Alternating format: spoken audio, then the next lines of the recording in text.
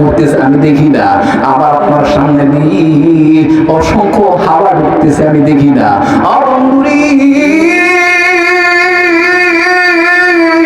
আপনার শরীরে যখন ব্যথা হয় দেখার ক্ষমতা আছে? আপনার শরীরে যখন ব্যথা হয় ব্যথার ক্ষমতা আপনি দেখান না, ব্যথা আপনি দেখেন না, তাহলে কবর জগৎটা কেমনে দেখবি? এটা রুহের সাথে সম্পর্ক, এটা রুহের সাথে সম্পর্ক। আমার বিশ্বনবীর আল্লাহ কাফেররা প্রশ্ন করে, ও নবী গো মুহাম্মদ বলেন জানটা কি, জানটা কারে কয়? আমার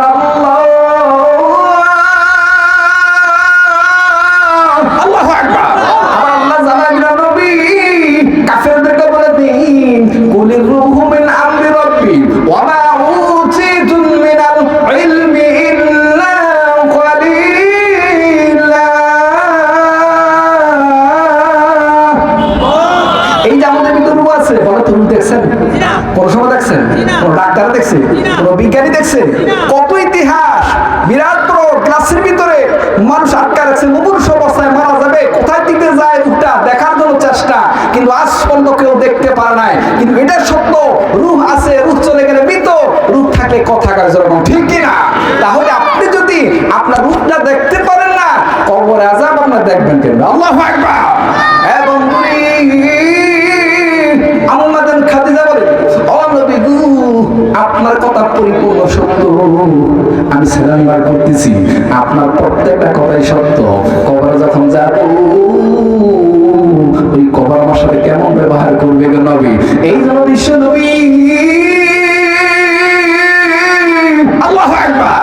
ও নবী আমার একটা ধারণা, আপনার কাপড়টা যদি আমার সাথে থাকে, আল্লাহর কসম করে বলি নবী গো কবরে ক্ষমতা নাই এবার সাপ দেওয়ার জন্য। আল্লাহু আকবার। এবার বিশ্ব নবী বলে, ও খাদিজা তৃতীয় নাম্বার কেন শর্ত দিলেন গো? আমার নবীজি ডাক দিয়ে বলে, খাদিজা আপনি আবার তৃতীয় শর্ত কেন দিলেন? খাদিজা বলে, ইয়া রাসূলুল্লাহ শুনেছি কবরে যে ফেরেশতা আসবে তার চক্ষুগুলো হবে বিশাল ভয়ঙ্কর, মাথার দাঁতগুলো হবে বিশাল বড় বড়, হাতও থাকবে বিশাল বড়। এই ফেরেশতার দেখা রব্বুকার জায়গায় যদি আমি না বলতে পারি, অমান দিনুকার জায়গায় যদি অ্যানসার সঠিক না দিতে পারি, অমান নাবিউকার জায়গায় যদি অ্যানসার না দিতে পারি, ও নবী আমার কবরের শাস্তি কেউ নিবে না গো নবী, আমার কবরে যাও কেউ বুক করবে না। ও বন্ধুরা কবর এমন একটা জায়গা, যে জায়গার মধ্যে একা থাকা লাগবে, ঠিক কিনা?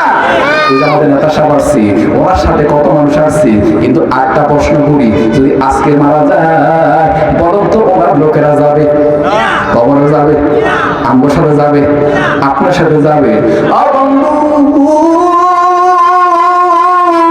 জালিলের কত সাহাবী হযরত ওসমান গনি, ইয়া নবী গো কবরের পাশ দিয়ে যাওয়ার সময় চোখের পানি পড়ে আমার নবী বলে, ও ওসমান গনি আল্লাহ তোমার দুনিয়াতে জান্নাতের সার্টিফিকেট জোরান সুবহানাল্লাহ। তারপরে তুমি কান্দো কেন? ওসমান গনি কই, ইয়া রাসূলুল্লাহ এই জন্য কান্দি গো নবী, দুনিয়ার বুকে সবাই আমার সাথে আছে, দুনিয়ার বুকে কষ্ট করলে আমার সামনে আসে, আমি ব্যথা পাইনি, মানুষ সান্ত্বনা দেওয়ার জন্য আমার কাছে আসি, আমি যদি আপদে পড়ি আমার কাছে মানুষ সাহায্য করার জন্য আসে। কিন্তু নবী গো কবর জগৎটা এমন একটা জগৎ গো নবী, আমি যদি সারাদিন কান্দি, আমি চিৎকার করি গো নবী, কেউ আমার আগায় দেখার জন্য আসবে না, ঠিক কিনা? আমি যদি ওই কবর ধরা খেয়ে যাই, আমার বাবা, আমার বোন, আমার ছেলে, আমার পাড়াপড়শি হেঁটে যাবে, কিন্তু সাহায্য করার কোনো ক্ষমতা থাকবে না, যখন ঠিক কিনা? এই জন্য বিশ্ব নবী